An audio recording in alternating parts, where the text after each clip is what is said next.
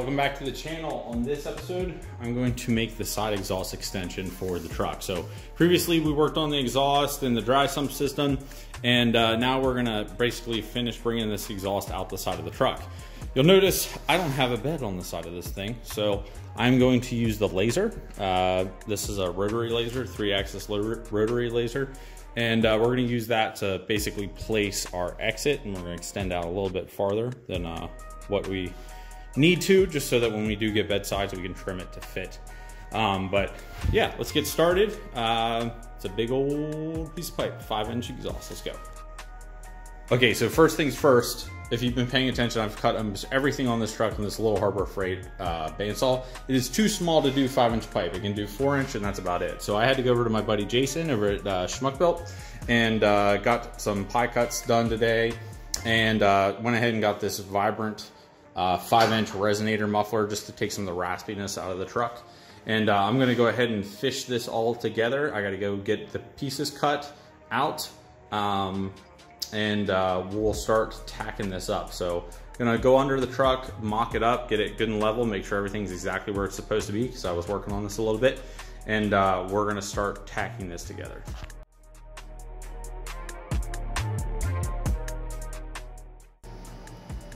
Okay, so if you look at the pipe, it comes up and over this direction. And I'm just gonna go ahead and weld ends onto this resonator pipe, sort of maybe kick it a little bit this way. If I come straight out this way, I'm pretty close to the sump, and I don't necessarily wanna hit it, obviously. So I'm just gonna do a little bit of angle here, and I'm gonna weld ends on, because this is a slip-on piece, weld ends onto this. And then once the ends are on, I can start working on butting it and fitting it to this guy. So I'm gonna tack this up, pull that out, and then, well, tack this up, mark it on there, pull it out, tack it to that, and then we can start building from there out. So let's go.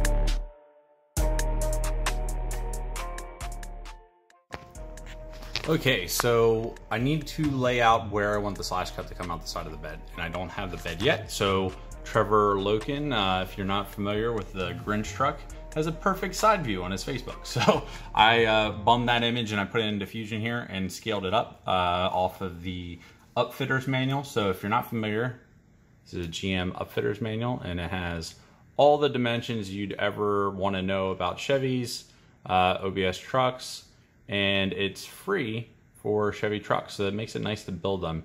In fact, I use this a lot when I was referencing how to build the chassis. So what we're gonna do here, I scaled it up, the image, and sort of oriented it so I have the wheelbase, I know where the all the stuff's going.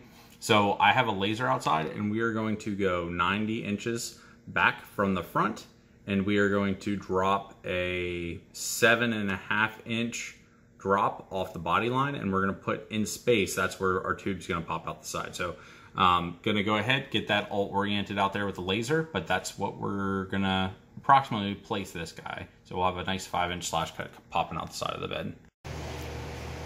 Okay, so in the previous episode, we used a laser like this as my buddies to level out the frame table, and it was super useful. And my parents bought me this one as a gift, and it is awesome. So I went ahead and got this thing set that it's right where I want it on the laser, and then on the axis, this is the right amount of inches. You're just gonna have to trust me, I'm not gonna be able to hold this. 7 inches from this top body line right here and down to that plane. And then I use this square right here, yeah, that one, to square up the laser in this plane. So everything's right where it needs to be. I will say it's a little bit closer to the dry sump than I anticipated, but we should have enough room to pass it through. We're just gonna have to be kinda careful, and I'm probably gonna have to heat shield these puppies so they don't get cooked. But you know, this, by the time it's back here, it should be cooled off pretty good compared to, you know, up at the headers or manifold or something like that. So I'm gonna go ahead, start working up a couple sections of pie, just tacking them together, pie cuts, and we'll work it on its way out here and see if we can get it where it needs to be.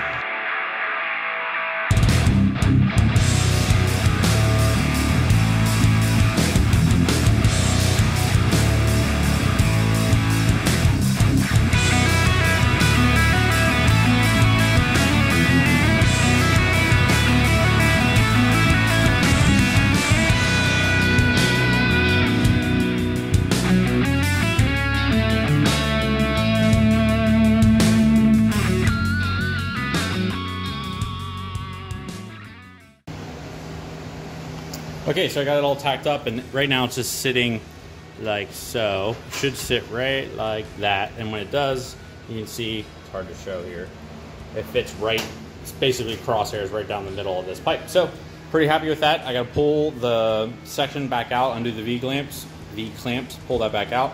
I have it marked, we'll tack this up, and then after this is tacked up, I'm gonna take a Scotch-Brite pad and clean this pipe up, because it's just a raw mill piping, and I'm gonna polish it all up before I weld it, and then that way when it welds it has nice colors, and you know, there's no surface contamination, everything looks great. So this is one of the parts that you will see probably more than others, you know, other than maybe underneath the hood there up at the header. So try to do it somewhat nice. I do notice that my gas is a little spotty. It seems like there might be a slight bit of moisture in it, so I'll do a little test bead on the underside and see if I like the color.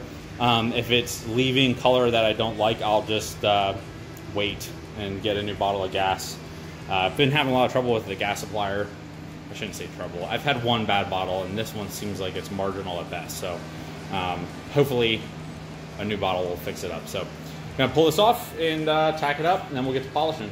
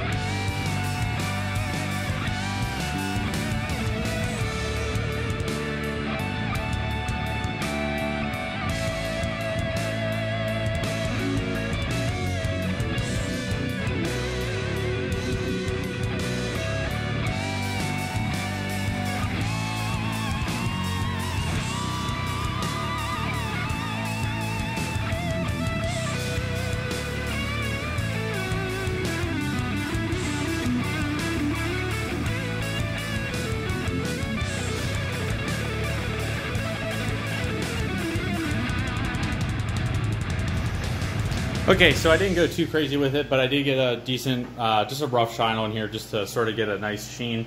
I'm going to go ahead, my gas is meh, so we'll go ahead and start welding up the underside and see what color I get. And then I'll decide if I want to finish all the visible stuff or not. But overall, I'm pretty happy with how tight the gaps came out and everything like that, and the fit and finish of it looks pretty sweet. So I'm going to go ahead and start taking it up.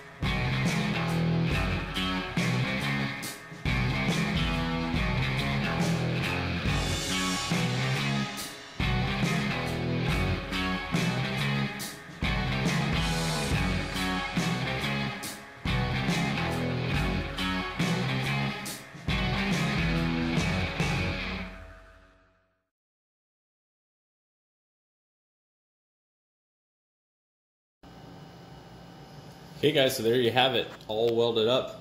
I'm pretty happy with how it came out overall. The dimensions are right on spot, so it's gonna come out just like I wanted it to out the side of the bed. I did leave it a touch short of the bed, that way if we wanna do like a teardrop flare or something like that, we have room to weld one on and kick it back. Maybe like a 45 here, elbow, scalloped or something like that would look neat. So we'll see what we wanna do when we finish it. When we put the bed sides on, but that's going to be it for this episode. It was kind of a quickie. I just wanted to knock this out this weekend and get it finished up. So to finish this off, we'll need to put sort of like a hanger bracket or something like that to support this pipe, make sure that it doesn't go anywhere, but that's going to happen later once we get some of the other stuff in and around the rest of the parts here, so we can figure out where we want it. And then we'll just need to put some heat shielding on these lines here, which that shouldn't be a big deal, or maybe even just an aluminum shield on this portion of the pipe to give like a radiation boundary to protect the dry sump. So overall, pretty happy with it. So that's going to be it for now.